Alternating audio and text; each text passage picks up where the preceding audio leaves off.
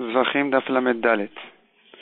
Un tamé qui a mangé du Kodesh, du Korban, avant la Zrikat Adam, on a vu une machloket, est-ce qu'il est Chayav Malkout ou Patour? Machloket Rabbi Yochanan et Resh Lakish.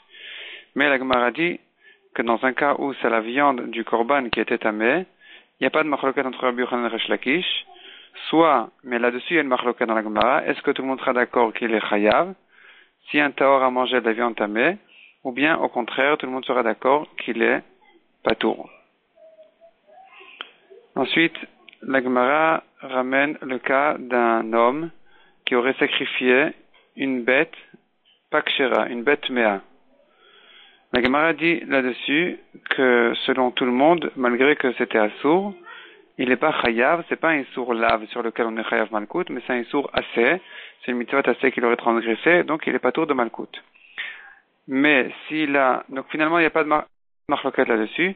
Par contre, dans le cas où il aurait sacrifié au lieu d'une bête domestique comme les vaches et les moutons, il aurait sacrifié une bête plutôt sauvage, mais kshera, comme une girafe. Il a sacrifié une girafe au Beth Amikdash, au Mizbeach.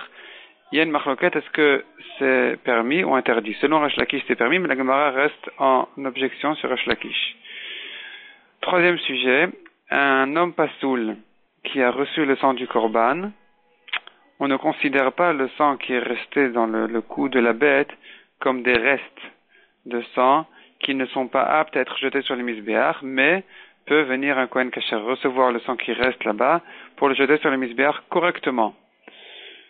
En ce qui concerne un Kohen Kasher qui aurait reçu le sang avec un bol, avec un récipient pasoul, un récipient de chol par exemple, la Gemara dit que ça dépend à ce qu'un homme pasoul qui aurait reçu le sang, si on considère que quand l'homme pasoul a reçu le sang, eh bien, tout ce qui reste comme sang dans cette bête-là est pasoul, eh bien ici aussi quand le récipient est pasoul.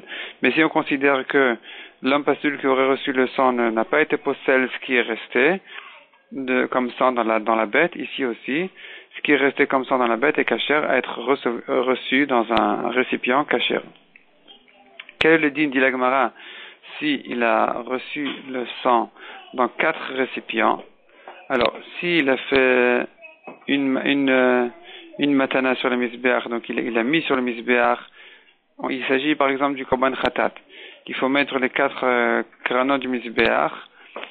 Donc si il a pris de chaque récipient et il a mis sur chaque keren du misbéach, tout ce qui reste dans chacun des récipients, évidemment, a un din de shiraim qui doit être versé sur le yesod.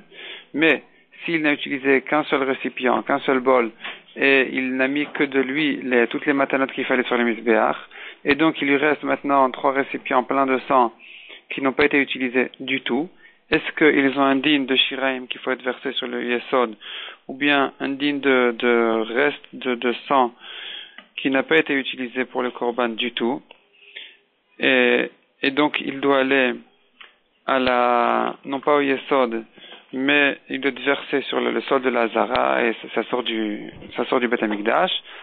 Donc ça c'est une machloket.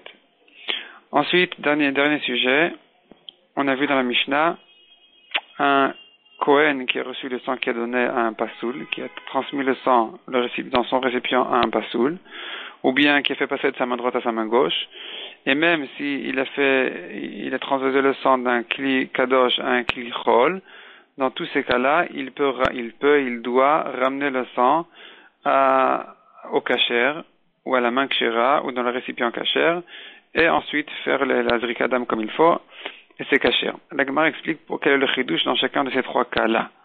La Gemara ajoute là-dessus que ça va comme le Mandé Amar, qui dit qu'on ne considère pas un korban qui a eu un psoul, on ne dit pas qu'il a été repoussé, qu'il n'a plus de solution, il peut lui être corrigé. Ça va plutôt comme le Mandamar qui pense qu'un korban, même s'il a eu un problème, le sang ou quelque chose du korban à un moment donné, a été mal fait, ça peut être corrigé et on peut récupérer le problème et le rendre kasher ensuite.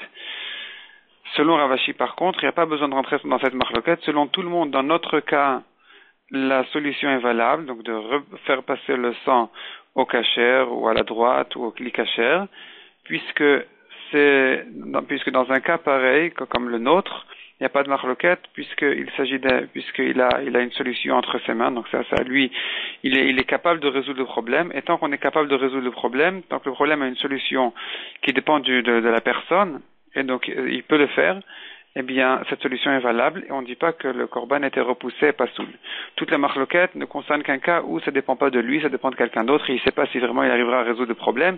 C'est là où nous avons une marloquette à savoir est-ce qu'une fois que le korban a eu un problème, est-ce qu'on considère qu'il est devenu pas soul totalement et qu'on peut plus résoudre le problème, il a plus de solution, ou bien, s'il arrive quand même à résoudre le problème, eh bien, on dira qu'effectivement le korban est cachère.